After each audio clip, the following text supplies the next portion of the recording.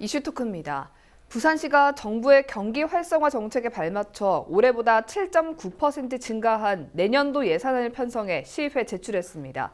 예산안에 따르면 부산시는 지역경제 활성화, 복지 향상, 안전한 도시 환경 등 3대 분야에 집중 투자할 것으로 보이는데요. 이와 같은 부산시의 내년도 시정 방향에 대해 시민사회에서는 어떻게 생각하고 있을지 함께 이야기 나눠보도록 하겠습니다. 부산경실련의 안일규 의정 및 예산감시팀장, 동아대학교 행정학과 한세혁 교수와 함께합니다. 안녕하십니까? 네, 반갑습니다.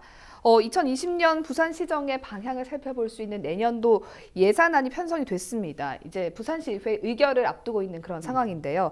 우선 부산시에서 발표한 2020년 예산 현황이 어떻게 됩니까? 예, 전반적으로 이제 문재인 정부가 워낙 경기가 안 좋으니까 확장 재정을 이제 운영을 합니다. 내년에도요. 네. 그래서 이러한 어떤 중앙정부의 기조에 맞춰서 예산안이 이제 올해보다 약 7.9% 증가했습니다. 그래서 네.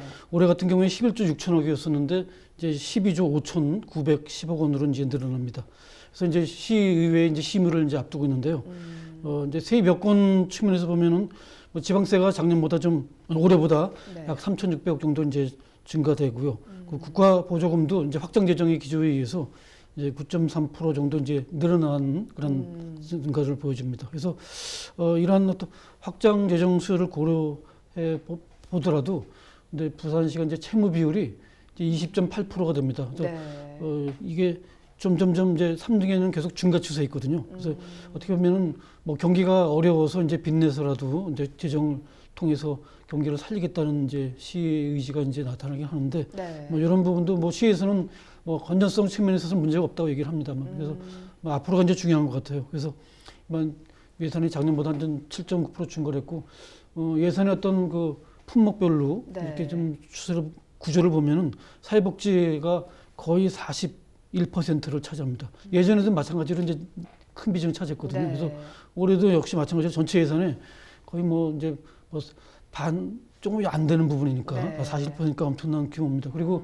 교통과 인프라 쪽에 약 1조 6천억이고요. 예. 그리고 일반 공공행정 분야에 약 1조 2천억. 그래서 기타 이제 예산들이 이루어지는데 이게 너무 한쪽 분야로 이렇게 예산이 좀 편중되는 측면에 있어서 좀 어떤 건전성이나 이런 균형성 측면에서 좀 약간 좀 우려되는 부분도 있긴 있습니다. 예. 전반적으로 이렇게 말씀드렸습니다. 네, 그러니까 복지 분야가 네. 절반 조금 안 되게 네, 좀 40% 편성이 니까. 됐다라는 거, 예. 그거가 좀 주목할 만한 것 같습니다. 네.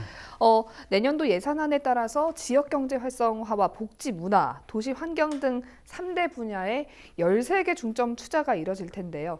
일단 팀장님은 내년도 예산안에 대해서 일단 어떤 의견을 갖고 계신지 좀 궁금합니다. 일단 이제 내년도 예산안 내년도 예산안 편성 계획 자료를 보면 이제 우리시 재정 여건, 부산시 재정 여건으로 자체 수입은 감소할 것이다.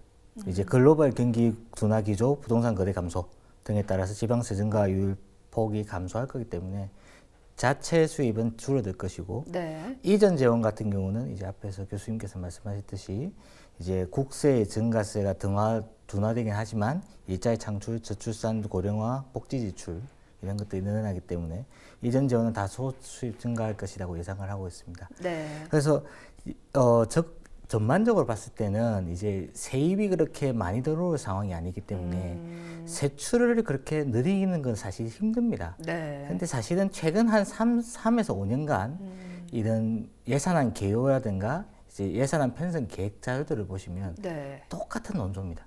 똑같은 논조인데 예산은 매년 늘어납니다. 네. 이게 무엇을 뜻하냐면 결국 예산 세출 부분을 아주 정치적인 결정을 했다는 것으로 알 수 있고요. 거기서 이번에 부산시가 나온 단어가 적극적 재정 운용이라는 겁니다. 네. 근데 이 적극적 재정 운용이라는 단어는 사실 원래 예산 용어상으로 원래 없는 용어입니다. 예. 그래서 정확하게 바로 말하자면 문재인 정부 기조하에서 이제 똑같이 가는 부분인데 확장재정 정책이라고 하는 것이 맞는 표현입니다. 확장재정 정책을 극단적으로 얘기하면 적자재정 정책까지도 갈 수 있는 그런 포지션을 말하는데요. 그래서 이제 부산시가 재원 확충에 주력을 하고 재정 사업의 재구조화 지속적으로 추진하고 이제 사업별 재원 투자 시기를 조정하고 그리고 이제 뭐 지방채 적극 활용 등의 적극적인 재정 운영을 하겠다. 크게 네 가지를 두고 있는데 이건 어쨌든 확장 재정 정책의 일환이라고 보시면 될 것 같고. 네. 다만 이제 우려스러운 부분은 지방채를 이제 대폭 늘렸습니다. 이번에.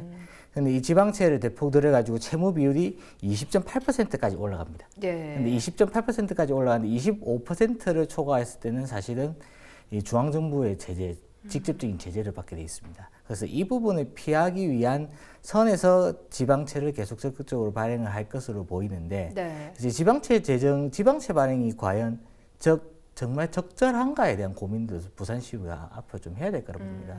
지방채 사실 순세기잉여금이라는 게 있는데 이 순세기잉여금은 간단히 말하면 이제 결산 때마다 이제 하는 겁니다. 이제 네. 예산을 결산할 때마다 이제 흔히 이제 두 가지 요인에 의해서 나타나는데 첫째는 세입을 과소축해서 나오는 이제 잉여금이랄 수도 있고 두 번째로는 세출을 과다 추계해서 나타날 수 있는 잉여금이라 할 수 있습니다. 어쨌든 이 순세계 잉여금이라는 게 그 다음에 새로운 재원이 됩니다. 그래서 이 재원들 가지고 충분히 할 수 있음에도 불구하고 지방채를 발행했다라거나 그랬을 경우에 대한 좀 검증이 좀 필요하다고 봅니다. 그래서 지방채를 적극적으로 발행하는 것이 굳이 좋은 것이 아니다.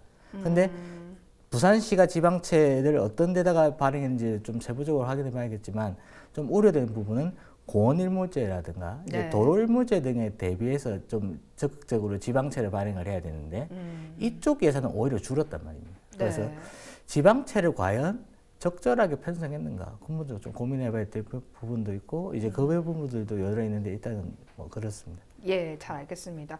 앞서서 교수님께서는 이제 복지 분야에 너무 많은 것들을 둔 것에 대해서 조금 우려를 표하셨는데 전반적으로 예산안에 대해서는 어떤 의견을 좀 갖고 계신지요? 내용적인 측면에서 말씀드리면은 이제 크게 이제 3대 분야에서 13개 과제에 이제 중점 투자하는 걸로 되어 있습니다. 그래서 3대 분야가 지역 경제 해양 수도의 기반을 구축하고요. 네. 그리고 이제 시민들의 삶의 질을 향상시키는 거. 그리고 이를 위해서 이제 복지 문화 쪽에 이제 투입을 한 거고요. 그리고 안전하고 살기 좋은 도시 환경을 만드는 겁니다. 네. 셋 다가 사실 도시에 있어서 중요한 정책에 어떤 초점 맞췄다고 볼 수 있고요. 그리고 이제 시가 특히 이제 확대된 재정 부분에서 지역 SOC 사업이나 네. 일자리 창출 그리고 미래 성장 전략을 이제 좀 갖추는데 투입을 하는 거로 이제 나타났습니다. 그래서 전반적으로 방향성 측면에 있어서는 뭐 시대적인 조류에 맞는 그런 예산 내용이다라고 이제 말씀드릴 수 있을 것 같습니다. 부산시는 2020년 도약의 실마리는 청년과 출산 보유 그리고 골목 상권의 어려움을 해결해 나가는 것이다 이렇게 밝혔습니다. 그러면서 관련 분야 예산들을 좀 확대 편성을 했는데요. 그동안 부산시에서 시행한 청년 정책 사업에 대해서 팀장님께서는 어떻게 보십니까? 일단 예산부터 말씀드리자면 2019년 2차 추경 기준으로 572억의 예산을 청년 사업이다. 네. 부산시는 그렇게 주장을 하고 있습니다. 572억은 2019년 2차 추경 기준 0.48%의 예산 비중을 차지하고 있습니다. 네. 2020년에는 684억 본 예산을 편성을 해놓았습니다. 네. 이게 0.58%입니다. 그래서 부산시가 3대 중점 사업이라고 해서 청년 출산 보육 골목 사건을 얘기했는데 이 한 축인 청년의 예산이 0.58%밖에 되지 않는다는 것은 부산시가 정말 이걸 3대 중점 사업이라고 내놓을 수 있는 것인가에 네. 대한 근본적인 좀 의문이 좀 제기가 될 수밖에 없습니다. 네. 그래서 실제로 그나마 이제 청년 수당 성격이라 할 수 있는 이 부산 청년 기쁨 카드라든가 이런 부분들의 예산을 늘린 거는 그나마 이제 고무적인데 네. 예산을 늘렸다고는 합니다만은 이 부분이 정말 청년을 위한 정책이냐라는 부분들에 대해서 좀 더 고민을 해봐야 될 것이 필요하다고 보고요. 네. 이제 대표적으로 좀 실패 사례라고 할 수 있는 청년몰 네. 사업 같은 경우 이제 그런 부분들에 대해서 재검토를 했는지에 대한 부분들에 대해서 여러 좀 해석의 여지를 많이 두는 예산들이 많이 이번에도 좀 있는 것 같다는 점에서 좀 아쉽고요. 네. 이제 부산시가 매년 청년 정책을 사실은 쏟아내고 있죠. 이번에도 한 신규 사업으로 올라온 예산이 한 5개가 넘습니다. 예. 그럼에도 불구하고 과연 이 사업들이 정말 청년들의 수요와 공급에 의해서 만들어지는 것인지에 대해서도 좀 고민을 좀 깊게 해봐야 된다는 점에서 부산시의회가 청년 관련 정책에 있어서도 할 일이 많다. 그렇게 봅니다. 네, 알겠습니다. 앞서서 이제 청년 지원 사업에 대해서 얘기를 했는데 출산 보육 분야에도 무게를 두고 이제 다양한 예산을 좀 편성을 했습니다. 다양한 사업을 시행해 오긴 했지만 사실 효과는 미미했다라는 평가고요. 사실 부산은 특히나 좀 저출산이 심각한 도시 중에 하나인데 부산형 출산 보육 정책에 대해서는 어떻게 보십니까? 예, 저는 이제 이 전반적인 국가적인 문제인데 특히 부산이 더 심한 게 네, 출산 문제입니다. 맞습니다. 인구 감소가 다른 도시보다도 좀 가파르게 이루어지고 있는데요. 지난 9월에 부산시에 따르면은 상반기 출생아 수가 9천 명에도 못 미치는 현실입니다. 특히 20, 30대 젊은층 같은 경우에는 일자리를 찾아서 수도권이나 경남, 김해, 양산 이런 쪽으로 이제 빠져나가고 있거든요. 그래서 네.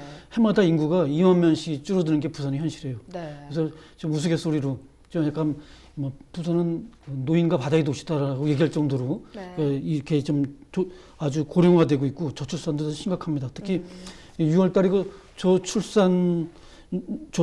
저출생률을 보면요. 네. 이게 인구 1000명당 그 출생아 수인데요. 전국에서 최하입니다. 그리고 이제 여성 한 사람이 평생 낳을 것으로 추정되는 이제 가임 네. 착비 출산율은 2분기 기준으로 했을 때 부산이 0.83으로요. 평균보다도 떨어집니다. 평균은 0.90이거든요. 네. 그래서 이런 어떤 현실을 보면은 부산이 진짜 부산의 위기를 인식하고 부산에 맞는 그런 출산형 어떤 그 보육 정책이 이제 필요하다는 것이 이제 늦은 감 있지만 이제 제대로 이제 추진될 필요가 있습니다. 그래서 네. 이번 예산에 이제 그것이 반영돼 가지고 출산 보육 관련해서 이제 난임 부부 지원 사업을 확대하고요. 네. 부산형 무상교육 실현을 위해서 출산 축하금 또 뭐 이제 아동 수당, 가정 양육 수당, 영유아 보육료 이런 거를 이제 하는 거로 돼 있는데 이제 근데 중요한 거는 이러한 출산 관련해서 정책이 일자리라든가 주거하고 또 연계돼야 되거든요. 그렇죠. 근데 지금까지도 그렇고 이번에 정책에서도 일부 대체적으로 보육 정책이 좀 편중된 측면이 있지 않나 생각이 듭니다. 그래서 이 보육과 연계된 그 일자리하고 주거 이것까지 좀 아주 실현 효과가 나도록 정책을 좀 추진하기 위한 이런 예산 편성이 좀 아쉽지 않나 라는 생각이 듭니다. 사실 이 지역 카페 사업과 관련해서는 참 말이 많이 나오고 있는 그런 상황인데요. 지역 카페 성공적 도입을 위해서 일단 어떤 문제들이 해결이 돼야 된다고 보십니까? 일단 부산시가 2020년에 1조 규모의 지역화폐를 발행하겠다고 했습니다. 네. 그런데 이제 이 6%의 페이백을 감안하고 네. 이제 운영 대행사의 수수료 등을 감안하면 원래 700억대 예산이 이제 775억 정도의 예산이 원래 필요한 사업을 할 수 있습니다. 예. 근데 어쨌든 이번 본 예산에는 지역화폐 발행 할인 지원 90억, 플랫폼 운영 24.7억, 발행 홍보 1.3억 정도로 예산이 좀 다소 작게 잡히는데요. 네. 이건 아마 최근에 이제 그 여러 업체들 간의 이제 경쟁, 두 업체의 경쟁 속에서 KT가 이제 이 부산의 지역화폐를 담당하게 됐는데 예. 아마 이 부분이 이제 사업에 대한 다소 변경이라든가 비용 추계가 다소 감소한 부분도 있을 수 있고 이제 추경에 이제 다시 더 올릴 수도 있는 부분들이 있을 네. 거라 봅니다. 그래서 어쨌든 지역화폐가 이제 시작을 할 수 있는 시작 상황에 왔다고 이제 판단이 되는데 이제 성공적으로 이게 안착되기 위해서는 결국에는 얼마나 많은 부산 시민들이 이제 사용할 수 있느냐 그리고 이제 그 사용하는 데 부분에 있어서 당장 2020년에 성공 여부를 판단한다는 것은 불가능에 가깝다고 봅니다. 실제로 보면 경기도 시흥에 보면 이제 시루라는 지역화폐가 있는데 여기는 시루라는 지역화폐를 도입하는데 2년의 시간이 걸렸습니다. 이 2년 동안 수많은 대화를 소상공인들과 시흥시가 계속 해오면서 업종들을 어떻게 할 것이냐에 대해서 이제 편의점을 제한을 하는 이제 이 편의점에서 사용 못하게 하는 등의 조치라든가 이런 등등의 조치들이 사실은 반영이 됐었습니다. 네. 그래서 나름의 이제 공론화와 이제 성공 사례로 꼽히는 케이스인데 부산시 같은 경우 관주도로에서 굉장히 빨리 도입된 케이스입니다. 그런 상황에서 앞으로 성공 여부를 가리려면 좀 더 대화를 하면서 그리고 충분한 논의 과정을 거치면서 이제 확대에만 치중할 것이 아니라 수시로 점검을 하면서 과연 부산의 지역화폐가 지역 소상공인과 이제 지역 경제 전반에 긍정적인 영향을 미치느냐. 네. 그래서 오로지 사용 편의성보다는 이제 긍정적인 효과를 낼 수 있는 지점에 들어가는 점이 더 그래서 한 2년의 시간 정도는 지켜봐야 될 것이다. 그래서 생각합니다. 이번 예산안에서 눈에 띄는 것 중에 하나가 이 문화예술 부분의 예산을 좀 확대했다는 그런 건데요. 역대 최대 규모로 발행이 됐는데 이런 결정을 내린 배경과 또 향후 문화도시를 발전하기 위해서 부산시의 계획은 어떻게 됩니까? 예. 앞에서 출산율도 우리가 부산시가 좀 최저인데 사실 부산시가 안 좋은 것 중에 또 하나가 이제 문화 기반 인프라도요. 상당히 전국에서 좀 낮은 수준입니다. 그래서 예컨대 부산의 문화 기반 시설이 인구 100만 명당 약 30.14개로 이제 나타났는데요. 네. 이게 전국 수준에서 최하예요. 그래서 이걸 높이기 위해서 이제 부산이 2030 비전을 만들었거든요. 네. 그래서 이거를 통해서 부산을 명실상부한 해양 문화 도시로 만들겠다라는 이제 의욕적으로 추진했습니다. 그래서 이번에 예산에 이제 좀 반영된 부분이 그래도 이전보다는 좀 높게 나타나긴 합니다. 그래서 네. 전체적으로 총액이 이제 2,300여 원이 되고요. 그리고 이제 비중도 1.99%로 올해 비해서 약간 1점 몇 프로인데 늘어납니다. 네. 1.8% 정도요.